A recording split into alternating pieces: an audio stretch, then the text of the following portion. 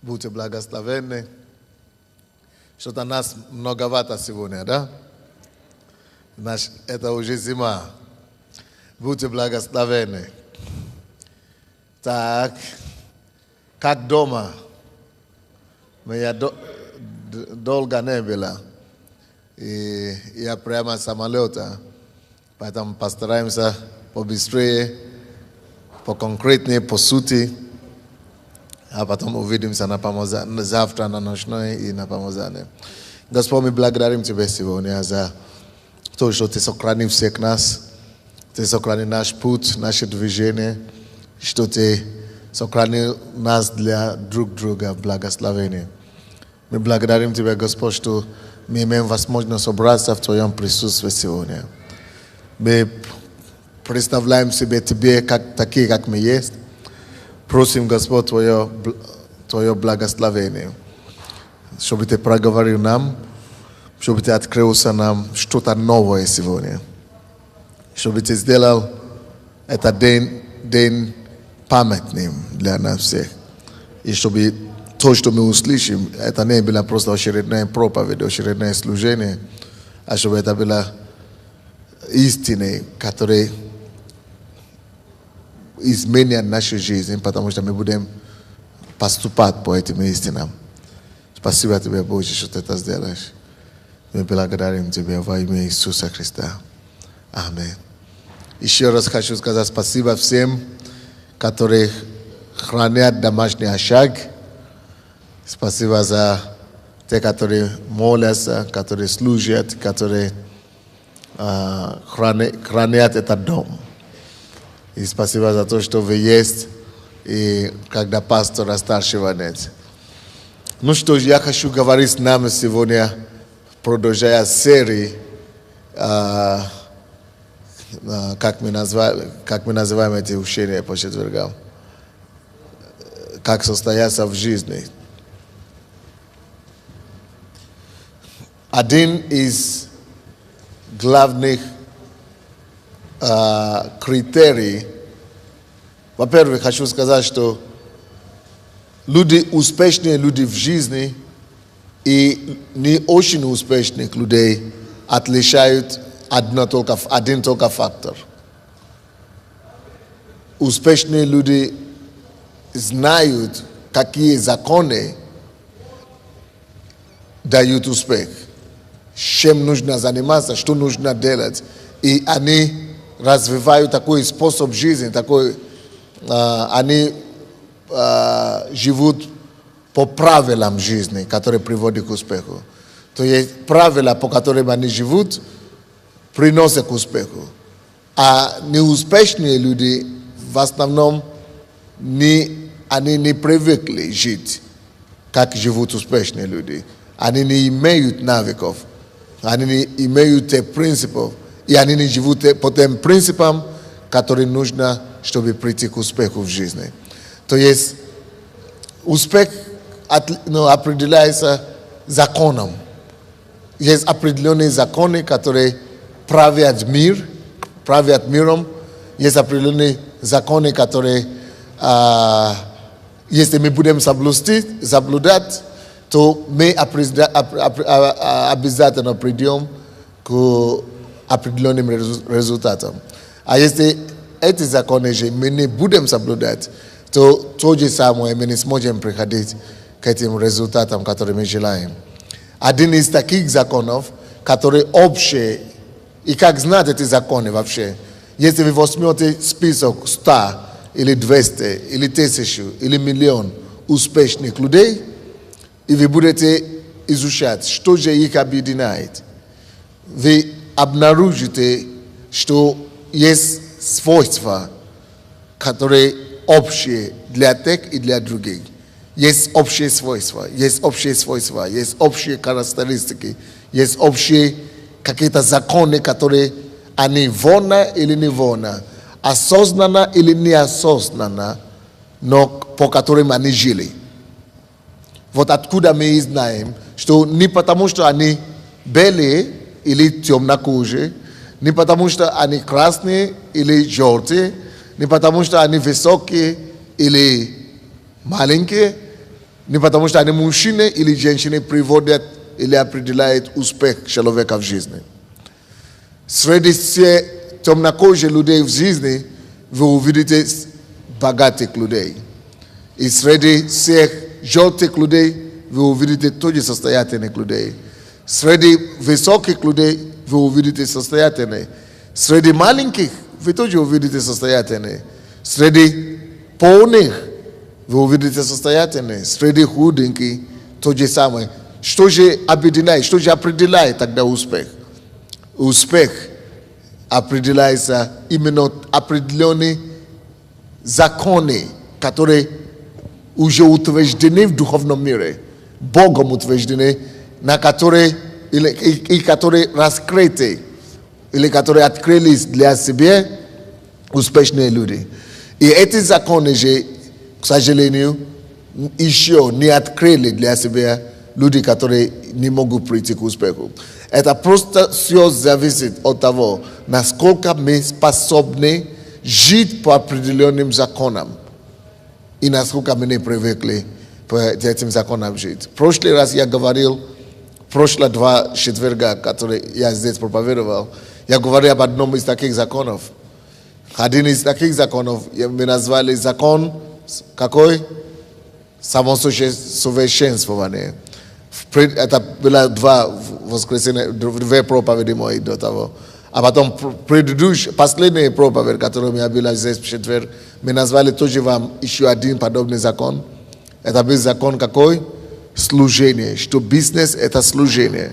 Нужно служить, это служба, это служение людям. И сегодня я хочу дать вам еще один закон, который, если вы будете изучать жизнь людей, успешных людей, богатых, или успешные в учебе, или успешные в политике, или где-то еще успешные, есть определенные законы, которые определяют всех этих успешных людей. И неуспешные люди тоже, определенные тоже законы определяют отдельно. Но мы по четвергам хотим быть успешными, поэтому мы сюда ходим. Девушки, молодые девушки там, вы потом поговорите после служения, хорошо? Вот, значит, мы должны знать законы, которые ведут к успеху, и жить по этим законам. Один из этих законов, я хочу раскрыть вам сегодня, это то, что все успешные люди, это люди, которые знают, это люди, которые посвятили себе самообразованию. Это люди, которые запоями считают. Люди, которые посвятили себе постоянное и нарастающее обучение и учебе. Это люди, которые постоянно считают и ищут, что считать, и как повысить свои уровни. И они ищут, что считать, и чтобы больше считать, не потому что, чтобы хвастаться, а потому что они хотят исполнять именно это слово. Именно потому что они ищут постоянно тайны, они ищут, потому что через чтение открываются тайны людям. Люди почему считают? Вот, давайте я вам параллель такой приведу. Обыкновенные люди, средние люди, неуспешные люди считают и учатся в основном только для того, чтобы сдавать экзамены или чтобы получить диплом. Это неуспешные люди вот так учатся. Учатся только по графике, по расписаниям, по просьбе, по требованию. А вот но успешные же люди, им все равно, это учеба или не учеба, не надо у них просить. Не надо требовать. Они не ждут, чтобы какие-то были нажимы на них или требования. Они сами ищут, что читать. Они не могут спокойно где-то смотреть или сидеть. Они постоянно ищут. Они как одержимые учебой. И они потому ищут, как бы считать и что считать. Не потому что они хотят хвастаться, а потому что они постоянно ищут ответы. I разни са меѓу успешними людьми и неуспешними, тому што успешни луѓе они атја делат и делајут. Атја всем нам неудобно и не нравится заниматься. Всем нам тяжело, плоти наши не нравится. Плоть противна всем нам. Но эти успешные люди, они одержали победу на своей плоти и толкают свою плоть на то, чтобы делать то, что надо. Не потому что им удобнее это делать, а потому что они знают, что это надо делать. А вот средние, неуспешные люди в жизни, они чувствуют, что это неудобно и не напрягаются, не натягиваются, не составляют себе что-то делать. Они неудобно для плоти и не делают. Им хочется считать и тогда считают. Не хочется считать и не напрягаются. Вот потому они средние. Вот потому они и неуспешные. Потому что они живут под диктовкой настроения, плоти, отения плоти и так далее. А успешные люди уже приняли для себя решение, что надо. Потому что они знают, куда они идут. И они знают, что чтобы туда дойти, куда они хотят попасть. Им надо постоянно на себе нажимать пресс на себе. И вот такой образ жизни дает таким людям такой результат, который они часто имеют и который удивляет нас, что почему одни успешные, а мы вроде бы лучше них, или вроде бы не хуже их, а почему у нас не получается. А потому что, чтобы мы могли прийти к такому же выводу, а к такому же финалу, как они приходят, нам надо идти этим же путем. Нам надо научиться жить, сделать наши ценности и принципы исполнить, которые они используют. Иисус не был исключением. Евангелие от Луки, 2 глава, 40 стих.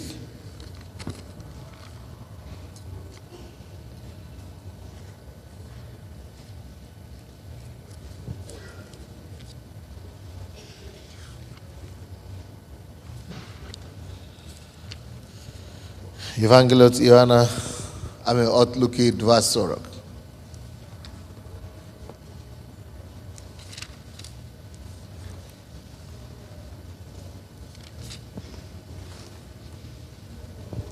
Младенец, это говоря об Иисусе, младенец же возрастал и укреплялся духом. Иисус, будучи младенцем, возрастал. Вот, видите, люди, которые достигают успеха в этой жизни, они осознают свою необходимость в росте. И потому и считают. Они понимают, что им надо расти, им надо возрастать. Иисус, младенец, возрастал и укреплялся духом, исполняя премудрости и благодати, и благодать Божья была на нем. Видите, он возрастал даже премудрости. И если вы помните, там дальше мы считаем, что, давайте, 46 стиха. Через 3 дня, когда Иисус потерялся, да, его родители искали его, через 3 дня нашли его в храме, сидящего посреди учителей, слушающего их. Что Иисус делал? Слышал кого? Не слышу вас.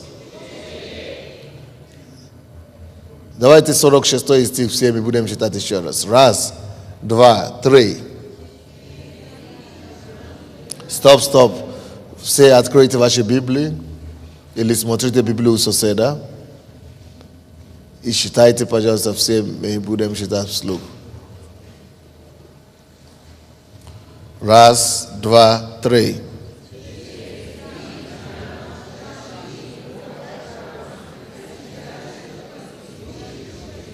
Стоп. Где он сидел? Не слышу. Посреди учителей. Vidite, on sидел посреди учителей. Успешные люди никогда не изолируют себя от знаний.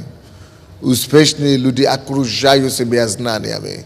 Иисус сидел посреди учителей. У успешных людей куча учителей. Они ищут, особенно по тем планам, тем направлениям профессии, которые они себе выбрали, или призвания, которые они себе выбрали. Кто-то знает, что он призван заниматься бизнесом, и он все книги, все бизнесмены мира, они его друзья. Билл Гейтс, он его друг. Он знает мышление Билла Гейтса. Он знает мышление Дональда Трампа. Он знает мышление всех ведущих миллионеров и миллиардеров в жизни. Почему? Потому что он туда идет. Он знает, что если ему туда попасть, ему надо учиться у самых лучших в этом плане. Кто-то призван быть пастором. Он знает все ведущие пасторы мира. Он знает, где они находятся. Он знает, какие книги они писали. Он уже пересчитал все их книги. Это то же самое, что Иисус делал. Находился посреди учителей. То есть он окружит себя учителями со всех сторон. Но если вас еще надо толкать, или заставлять, или воодушевлять, считать, вы не принадлежите. Ваша судьба не среди тех, которые правят миром, или которые будут править этого мира. Кто-то из вас занимается недвижимостью и так далее. Если действительно вы хотите стать великим там, вы найдете все специалистов недвижимости мира. В Англии, в Америке, Европе, Италии. Что их отличает? Японии. И вы уже все знаете, как все двигается. В Украине все. Почему у кого-то так, почему у кого-то так, почему кто-то успешный, кто-то нет. Иисус понимал этот принцип. Несмотря на то, что он Сын Божий, и несмотря на то, что он вроде бы ему ничего не надо, он сам слово. И то он не мог нарушить это. Он знает, что мир и земля создана по принципам, по законам, определенным, жестким законам. Эти законы не меняются. Люди приходят и уходят, но законы Божьи не меняются, которые правят вселенной. И если даже Иисус, живя здесь на земле, хотел что-то достичь, он должен послушаться этим законам и следовать за ним. И вот по этому закону Иисус слушался этому закону. Видите, написано, он не только сидел посреди учителей, написано, он слушал слушающего их и спрашивающего их. Люди, которые хотят действительно достигать успеха, у них есть дух ученичества в них. Они сами ищут знания, спрашивают, задают вопросы, находят людей, у кого учиться, кому задавать вопросы. Это потрясающее качество. И дай Бог, чтобы мы с вами приобрели это качество.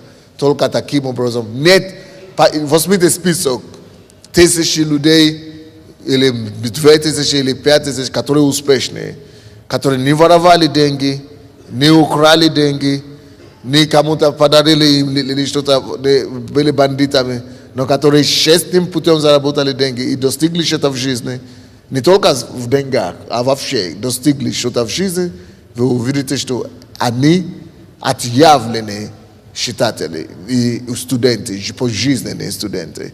И поэтому они стали тем, кем они стали.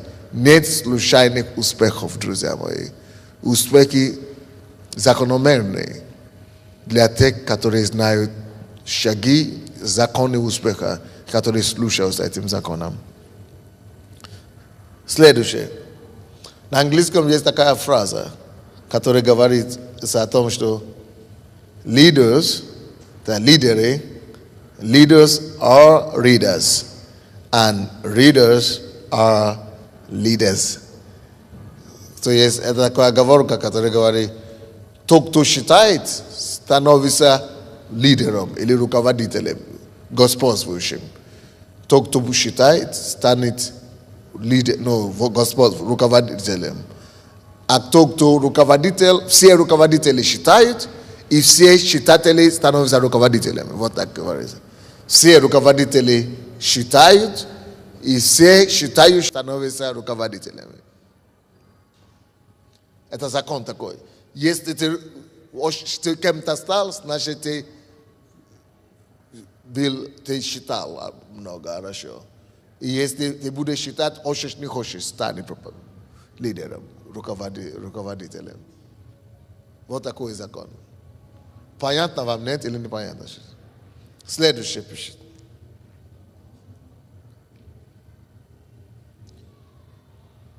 Иисус стоял и сидел среди учителей. Заметили? Учителей, знаний много, разных, и нес ему свою мудрость. Каждый учитель нес свое разумение. От кого-то учителей, значит, их много. От одного подчеркнул одно, от другого подчеркнул другое, от третьего подчеркнул. Потрясающе. О чем это говорит нам?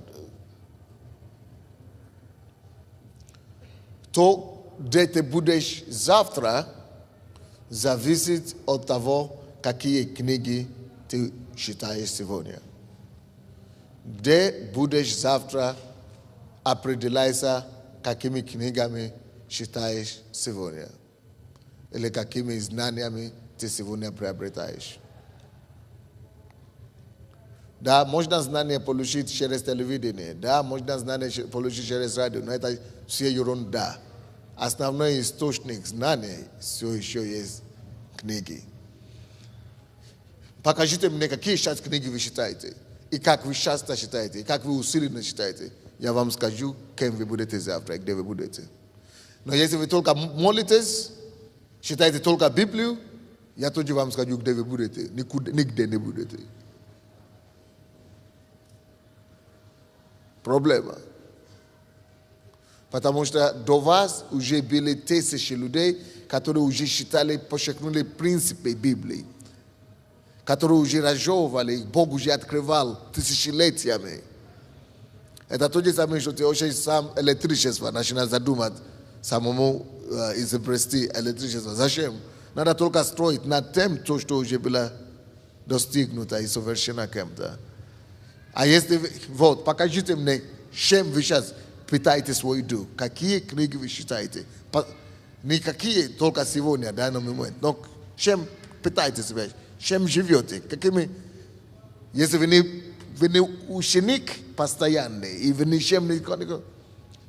Понятно, что вы на этом уровне останетесь на всю жизнь. Но когда вы начнете питаться, читать, и люди, посмотрите, покажите, что вы читаете, как интенсивно вы читаете, и мы знаем, кем вы будете. Можно спокойно предугадать это. Но когда нету ни жажды, ни стремления, нету это самое постоянство в учебе, тоже понятно, что все. На вас могут идти пророчества, на вас могут проговорить, от ангел Гавриил появится и пророчество вам принесет. Все равно ничего не будет. Ангел Гавриил не будет нарушать законы природы.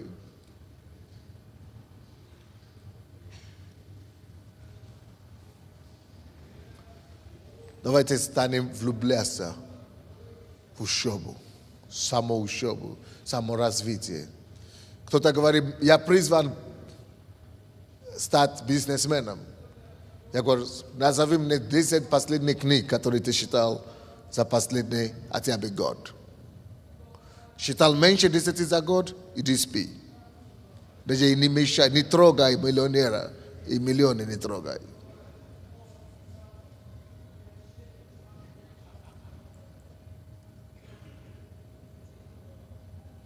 Кто-то говорит, что я буду врачом с великой буквы, или буду учителем, народным учителем Украины. Где, какие исследования, где твой труд, какие исследования вы уже сделали, какие открытия, какие ваши научные труды, сколько часов проводишь в библиотеке, неделю. Никогда не бываю там, все похорони себя. И эту мечту самим собой. Нету перспективы, самообман.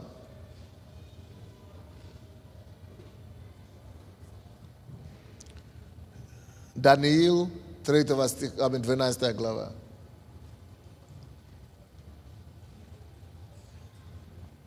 Нет, давайте Даниил, ну, можно 12 тоже написать. 3 по 4 стих и 7 стих. Но я хочу другой Даниил читать сейчас. Что мы читали. Даниил 1 глава, 1 главу.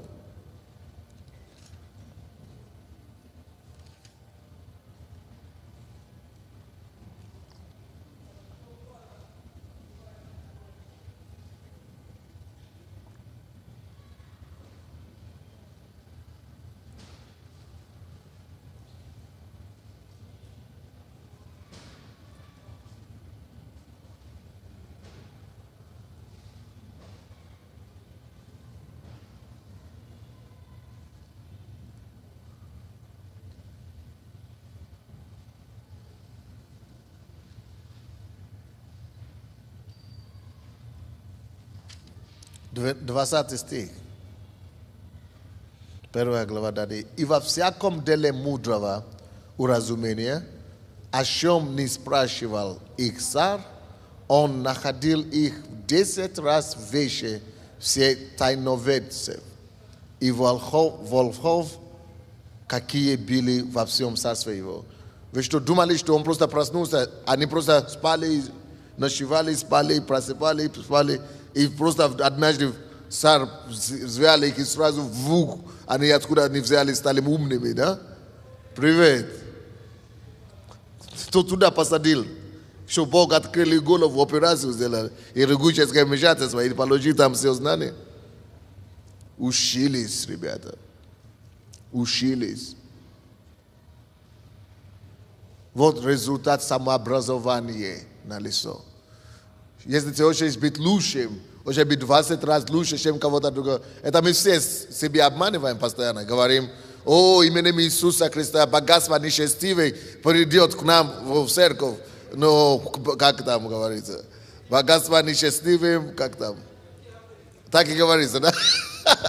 Перейду к праведникам. Поэтому, аллилуйя, я спрашиваю, я беру это обетование. Я именем Иисуса приказываю, пускай богатство нечестивый именем Иисуса приходит. Аллилуйя. Вор, посадить тебя надо. Будешь сидеть здесь, говорить богатство нечестивый, и ты не будешь ничего делать. Только само собой, чтобы слушай, посадить надо. Потому что если ты не пойдешь на работу, не будешь заниматься и трудиться, и не будешь трудиться больше, чем эти нечестивые, начинать думать и говорить, что богатство к тебе придет, это воровство настоящее. Богатство придет только к тем, которые трудятся. Богатство придет только к тем, которые больше всего считают, приобретают знания. Бог будет покажет себя верным только для верным. Для лукавых Бог написано покажет себя лукавым. Но для чистых Бог покажет себя чистым. Бог справедливый Бог. Бог просто так не соберет другого. Тогда это будет несправедливо для других. Поэтому вы должны идти туда трудиться. Вы должны пробивать дорогу. Вы должны что-то быть способны. Способности должны быть. И Бог увидит это и даст вам заработать то, что они накопили. Но ничего не делать, просто то есть с ровного места и просто говорить, потому что ты говорил, я праведный. Но законы Бог не может противоречить свой закон.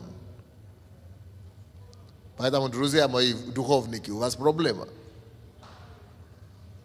Или супердуховные, у вас проблемы. Не пойдешь на работу, не будешь кушать. Не занимайся, все, хана. Бомжом станешь. Следующее. То, как ты занимаешься сегодня, насколько интенсивно, показывает, где ты будешь завтра. Станешь кем-то завтра или нет, не от пророчеств зависит, дорогой мой. Не от обетования, даже не от молитв зависит. От того, чем ты сегодня занимаешься.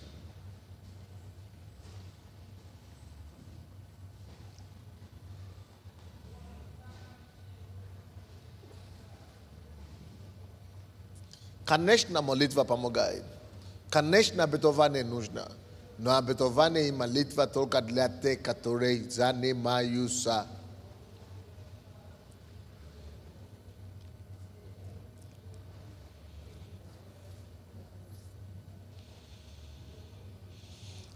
Нет ничего сильнее, чем учебы, факторы успеха, самообразование, читать книги и так далее. Нет ничего сильнее. Единственная вещь, которая можно с этим сравнить, это то, как ты слышишь, что ты слышишь. Тоже учеба, между прочим. И следующее, можно сказать, с кем ты ходишь. Вот эти вещи еще влияют. Но самое главное, нет ничего сильнее, чем сколько ты считаешь. То, что ты считаешь, определяет, кем ты станешь. Второе, что ты слышишь, чем ты питаешься. Третье уже, с кем ты ходишь. Эти три вещи влияют на то, кем станешь, куда придешь.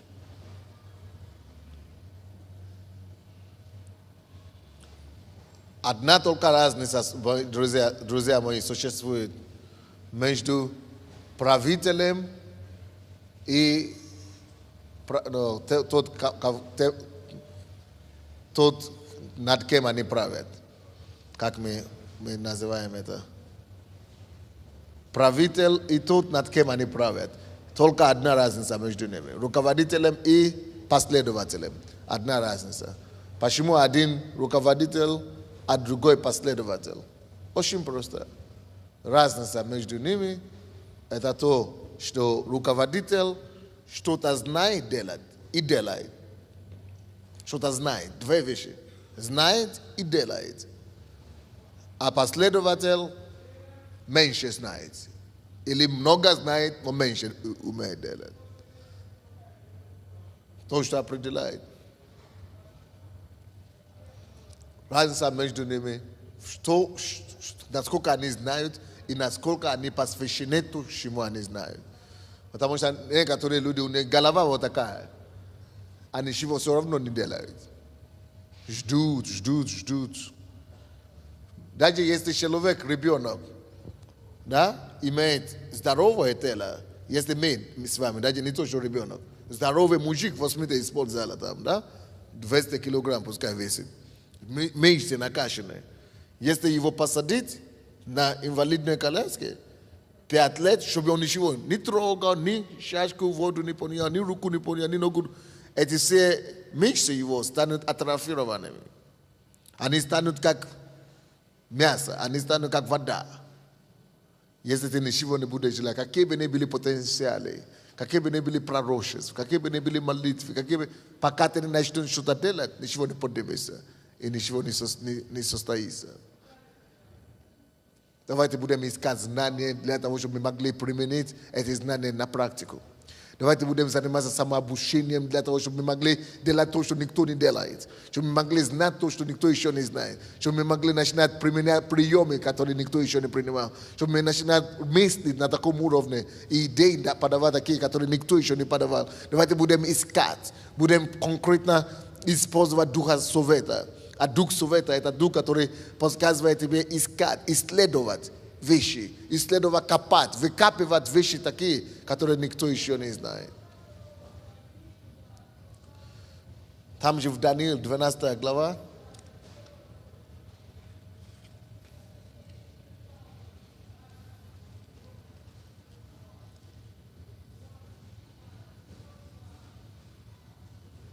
с 1 стиха.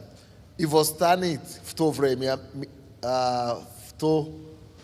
сейчас.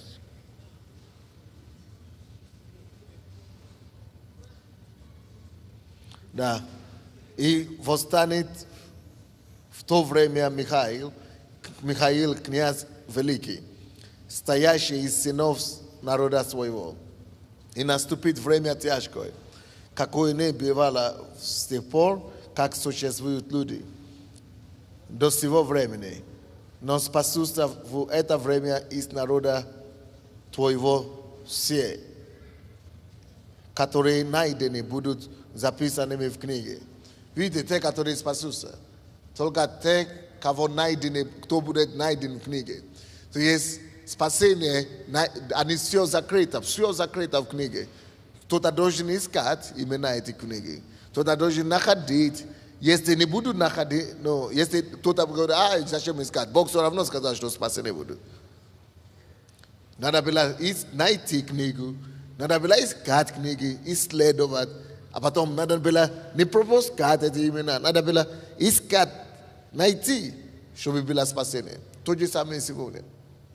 Если мы хотим, чтобы спасение Божье было для нас, прорыв Божий, вмешательство Божие, нам надо сначала найти, прилагать усилия, найти какие-то тайны, но схемы, но структуры, но мудрости, потом применять их, потом надеяться, потом уже на Божье мудрость, вмешательство, ну и так далее. Бог благословляет только труд, а не лень.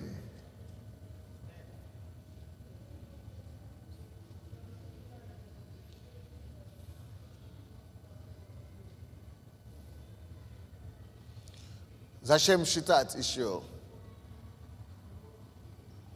Когда вы считаете, это то же самое, что вы поднимаетесь на плечо знаний, на багаж знаний другого человека. Когда вы читаете книгу, да? Допустим, пастора Сандей. Это то же самое, что вы встаете на место пастора Сандей. То, что пастор Сандей за 10 лет или 20 лет накопил и знает. То, что стоило ему пастовой молитвы, чтобы открыть для себя. Вы поднимаетесь на мое плечо, как бы стоите, и можете уже глубже видеть, дальше видеть. Но благодаря моим опытом, благодаря моим стажам, то вы берете мой стаж, вы берете мой опыт, вы берете не только мой, вот во все направления жизни. Так. Когда вы считаете, вы поднимаетесь как лестницу, вы поднимаетесь как лестницу, да, лада. Лестницу на вещи, на лестнице опыта, на лестнице стажа, на лестнице мудрости, стипендий других людей. За счет одной книги все. Все годы, лет, которые он имел, все то, что открывалось ему за годами. Вы за один раз можете это все брать. Только потому что вы считаете. Мудрости многолетние становятся вашим. Только потому что вы считаете. То есть нельзя недооценивать преимущество знаний.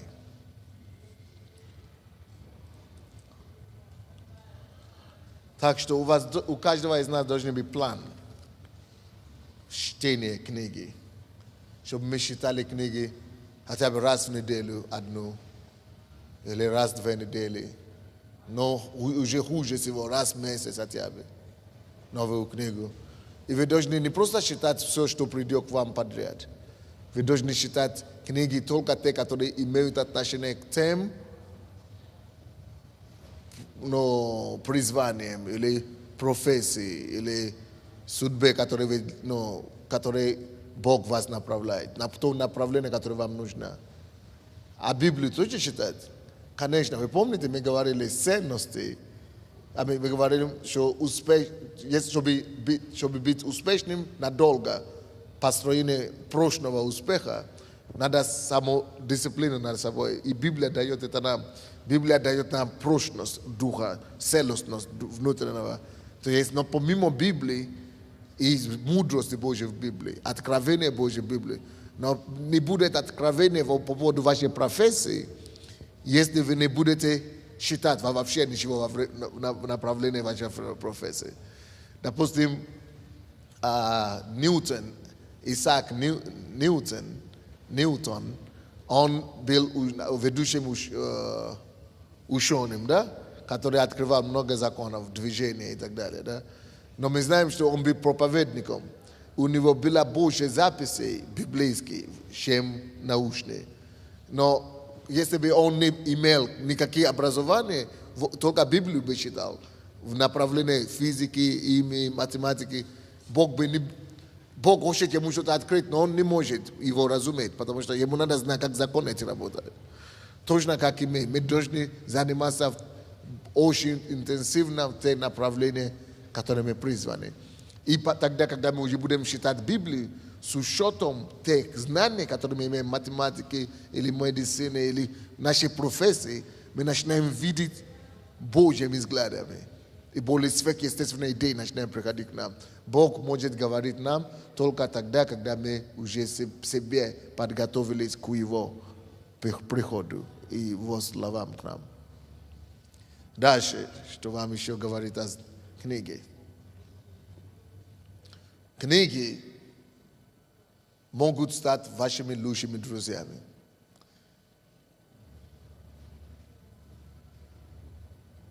Сделайте книги вашими лучшими друзьями.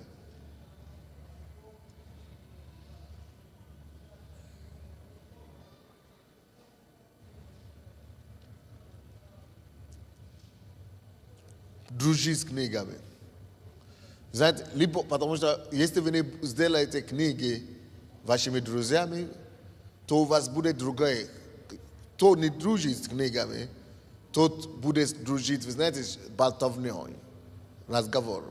Ну, вы будете тратить праздно время, болтаться, говорить, ну, заниматься просто разговорами пустыми. А тот, кто считает, тому некогда он не теряет времени в сует. Следующее.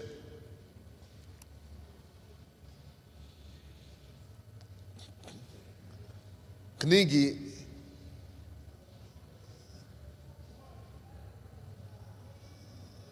это самое лучшее, что мы можем иметь как друзья. Почему? Потому что то, что пишется в книгах, в основном, нормальные, хорошие книги, это те вещи, которые уже в основном проверены опытом, жизнью, временем, которые уже исследованы.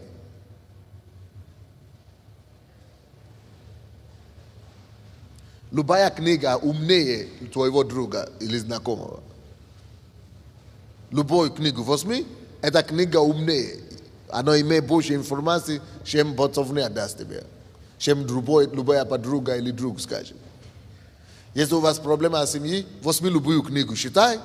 Она умнее, чем... Даже мою книгу, возьмите мою книгу, читать лучше, чем ко мне приходить консультации. Потому что, когда я писал эту книгу, я мобилизован, и все... Я сделал сам исследование по этой теме. И все, что я не могу вспомнить за один раз, все было сосредоточено на эту книгу. И когда вы ко мне приходите, я не так подготовлен, как та книга. Книга любая лучше, чем компания с любым человеком. Еще почему? Потому что каждая книга есть принципы, которые эти люди, которые пишут эту книгу, сами уже либо испробовали, либо уже где-то они видели, что работают. Принципы истины, которые нам надо заимствовать у них. Если вы возьмете книги о финансах, или книги о бизнесе, или книги о любой профессии, то же самое.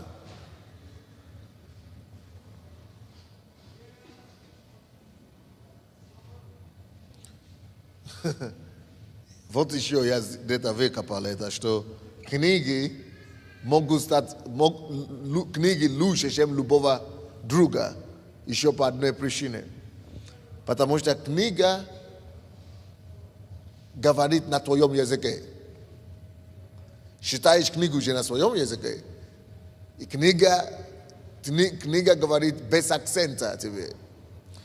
Потому что книга говорит только твоим акцентом. Книга говорит твоими мыслями. Книга говорит твоей скоростью. Книга говорит тебе твоим темпом. То есть ты как хочешь. Без переводчика. Твоим интерпретацией, говорит книга. Твоим голосом, говорит тебе книга.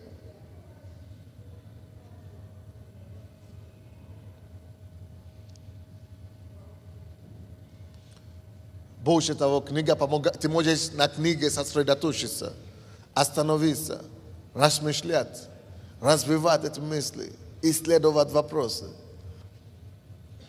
Помогает мысли развиваться, разум развиваться, созидательно думать. Нет лучше преимущества, чем книги. Дружить с книгой, друзья мои.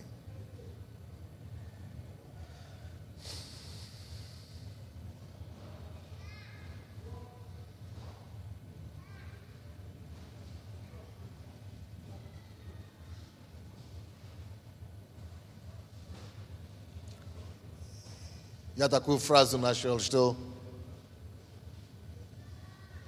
неудачники перестают считать после школы или после университета, после учебы. После учебы или после университета. А успешные люди как раз начинают считать после школы.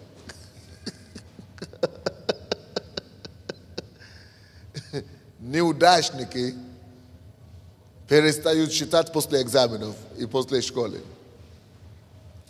А удачные люди, они как раз начинают считать по-настоящему и учиться именно после экзаменов, после школы. И это то, что и приводит к успеху.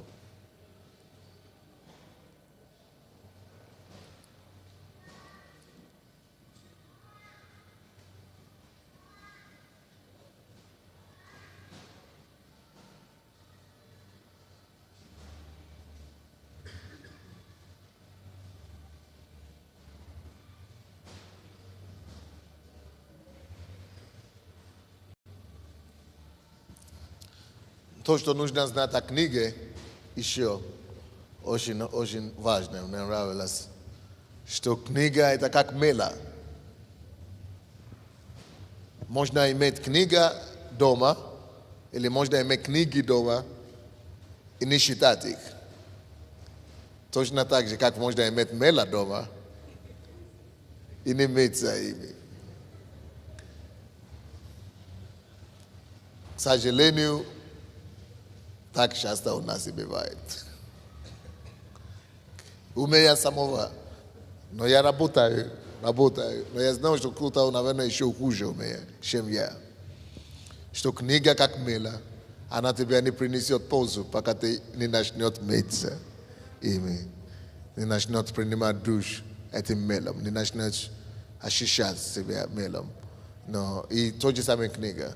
Пользу тебе не приносит, пока она на полке. Она тебе начинает помогать только когда ты начинаешь применять и делать, как она говорит, и упражнять это слово. То есть, какое решение вы сейчас принимаете, друзья? Недостаточно просто принимать решение и считать. Нужно дисциплину поставить себе. Нужно минимум себе ставить. И по нарастающему это делать.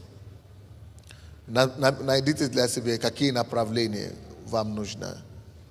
Допустим, может быть, вы хотите развиваться в направлении бизнеса, направлении финансов, направлении команды, может быть, в направлении семьи или в чем-то еще, где определите, какие направления вам нужны на эти книги. Начните искать книги по этим всем направлениям и по какой у вас более срочное. Считайте хотя бы минимум, ставьте себе задачу считать по каждому направлению, которое вам нужно, да? Поставьте себе считать хотя бы от 10 до 100 книг. Каждый год, может быть, хотя бы 10 по этому направлению. Допустим, направление семьи, может быть, вы еще не женаты или не замужем. Поставьте себе задачу, буду читать 10 книг в отношении семьи каждый год. Если в отношении, это, допустим, 5 тем. Семья, так? Значит, вы читаете одну книгу в месяц о семье. Второе направление, вы хотите улучшить ваше финансовое состояние. Вы говорите, буду читать одну книгу в месяц о финансах. Третье, Ви говорите, что вы хотите научиться строить команду или бизнес. Менеджмент, человеческое менеджмент, управление. Значит, вы будете читать о бизнесе еще одну книгу в месяц. И вот так, или через месяц, как вы сможете делать. И так дальше, и дальше. Если не будет целенаправленной дисциплину и настрой, план, то у вас ничего не будет. У вас будет случайная жизнь. Если вы считаете и изучаете только послушай, так и будет у вас успех в жизни.